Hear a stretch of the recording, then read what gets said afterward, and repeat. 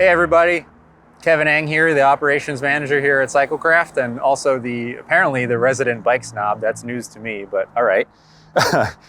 So here's my Cannondale R800 SE that we have lovingly rebuilt with the Sensah Empire Pro drivetrain kit that we purchased off of Amazon for a low price of $298. I'm really excited to see how this works out. One minor change that we made since the last video was I did manage to get my Cyclops power tab hub to fit with this cassette. Just a 1mm spacer did the trick. I'm a huge nerd, so I got to have my power data, so that's great. And a little bit about this bike. It's a important bike for me, and that is the first road bike I ever got. I got it right here at Cyclecraft when I was about 17 years old, and this is the bike that kind of launched me into where I am today. So it's really great to see her back in riding shape again and living another life. So I'm ready to ride and try it out. All right, here we go.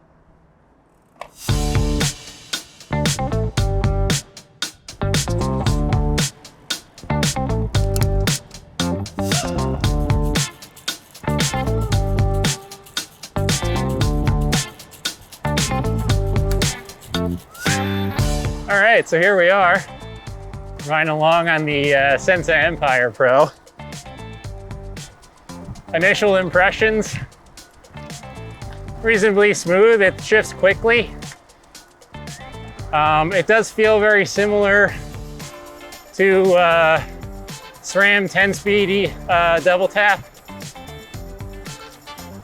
kind of in overall feel. Everything is a little bit longer. The throws and the shifters are a little bit longer. That's kind of the main difference, I could say.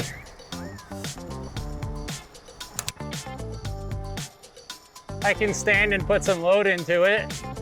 No noise, no grinding. The gaps between the gears are actually pretty small. So lower in the cassette, I can hold the cadence reasonably well. Chainring seemed to be fine. Like we mentioned in the build video, these are old 10-speed SRAM chainrings, nothing special. They seem to shift just fine. No issues, no noise, no slipping or anything like that. I will say my one major gripe with this group set so far is the way that the front derailleur shifts with this shifter. As some of you might be experienced with double tap on SRAM, it's a pretty simple kind of long throw to go to big ring and the short throw to go to the small ring. The long throw to go to the big ring is fine and pretty nice actually. It's the short throw to go to the small. It has two trim positions, but you can't push through them. You have to click through them to get to the small ring. So I've got to click the shifter at least twice to get from the big ring to the small ring. And if I don't remember that I have to do that, I'll click it and then it doesn't go, and I have to take the extra 2 seconds to get it to go down with another click or two. So that's my one kind of major gripe with this group set so far. I do love that my old R800 feels just as good as it did back in 2005 when I was 17 years old. So that's good. It has aged well. Kind of nice to get out on it a little bit, actually.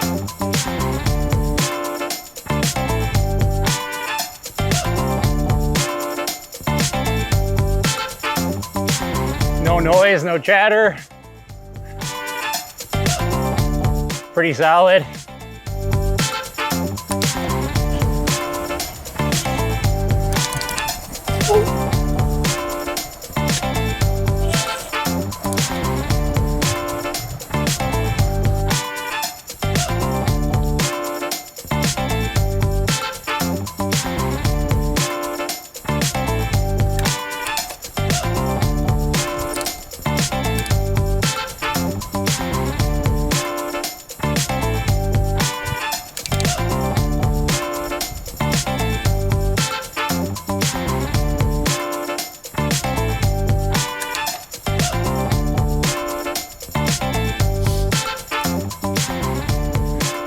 All right, so as we're rolling back to the shop here after our first test ride,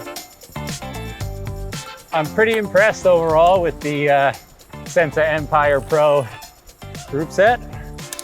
In many respects, it feels like it should cost a little more than $300. It's very smooth. The shifting performance is much better than I expected. It's very quiet, which is probably the most surprising and impressive part of it. The gear ratios are nicely laid out. I guess having 12 gears really makes it for nice tight ratios way up the cassette, which is nice. And way more than I would have expected for $300. That being said, in a lot of ways, it feels like a $300 group set in that overall refinement is not quite there. There's a lot of clicky clanky in the shifters, and you feel a lot of mechanical vibration inside the mechanism. I don't know if you can hear that, but it can be a little distracting, I guess.